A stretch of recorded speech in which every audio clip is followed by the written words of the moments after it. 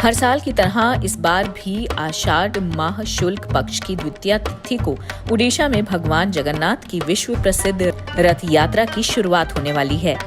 पूरी जगन्नाथ रथ यात्रा इस बार 1 जुलाई शुक्रवार से होगी, जो कि 12 जुलाई तक रहेगी। रथ यात्रा में भगवान जगन्नाथ, उनके बड़े भाई बलराम और बहन सुभद्रा का रथ निकाला जाता है। बता दें कि हर साल जगन्नाथ रथ यात्रा बड़े ही धूमधाम से निकाली जाती है, जिसमें शामिल होने देश दुनिया के कोने कोने से लोग आते हैं।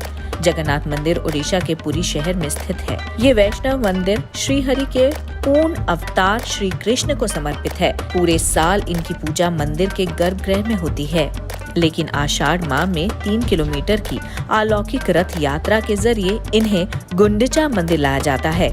आइए अब जानते हैं कि भगवान जगन्नाथ रथ यात्रा की खास बातें और धार्मिक महत्व।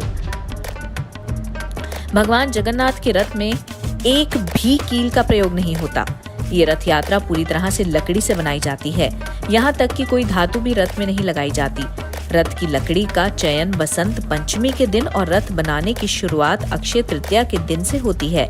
हर साल भगवान जगन्नाथ समेत बलराम और सुभद्रा की प्रतिमाएं नीम की लकड़ी से ही बनाई जाती हैं। इन रथों में रंगों का भी विशेष ध्यान दिया जाता है। भगवान जगन्नाथ का रंग सांवला होने के कारण नीम की उसी लकड़ी का इस्तेमाल किया जाता है जो सांवले रंग की हो। वहीं उनके भाई बहन का रंग गोरा होने के कारण उनकी मूर्तियों को हल्के रंग की नीम की लकड़ी का प्रयोग किया जाता है। पुरी के भगवान जगन्नाथ के रथ में कुल 16 पहिए होते हैं। भगवान जगन्नाथ का रथ लाल और पीले रंग का होता है और ये रथ अन्य 2 रथों से थोड़ा बड़ा भी होता है। भगवान जगन्नाथ का रथ सबसे पीछे चलता है। पहले बलराम फिर सुभद्रा का रथ होता है। भगवान जगन्नाथ के रथ को नंदी घोष कहते हैं।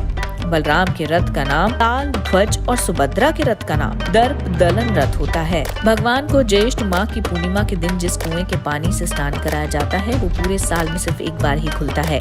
भगवान जगन्नाथ को हमेशा स्नान में 108 घड़ों में पानी से स्नान कराया जाता है।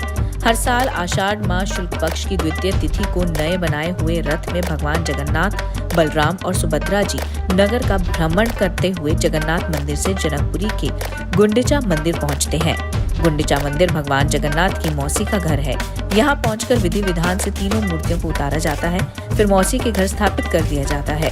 भगवान जगन्नाथ अपनी मौसी के घर पर 7 दिनों तक रहते हैं। फिर 8वें दिन आषाढ़ शुक्ल दशमी पर रथों की वापसी होती है। इसे बहुड़ा यात्रा कहा जाता है। इस साल जगन्नाथ यात्रा 1 जुलाई से शुरू होगी और इसका समापन 12 जुलाई को होगा।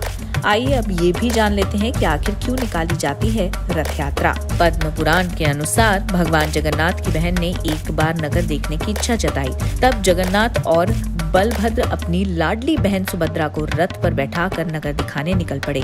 इस दौरान वो मौसी के घर गुंडिचा भी गए और 7 दिन तक ठहरे। तभी से जगन्नाथ यात्रा निकालने की परंपरा चली आ रही है। नारद पुराण और ब्रह्म पुराण में भी इसका जिक्र है। आइए जानते हैं कि रथ यात्रा के कौन कौन से दिन क्या है कार्यक्रम। शुक्रवार 1 जुलाई 2022 से रथ यात्रा प्रारंभ होगी। इस दिन गुंडिचा मौसी के घर जाने की परंपरा है।